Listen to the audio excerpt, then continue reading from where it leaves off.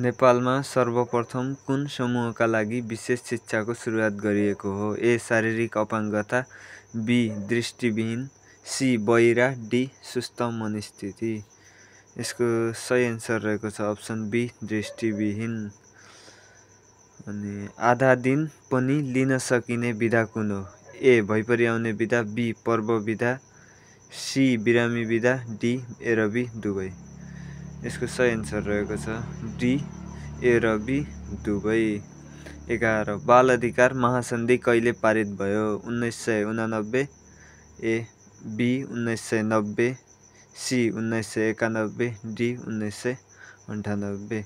यसको right answer रहेको छ ए. 1989।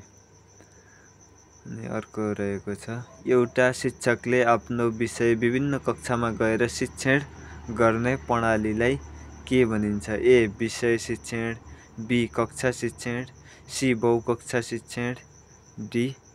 मिश्रित शिक्षण।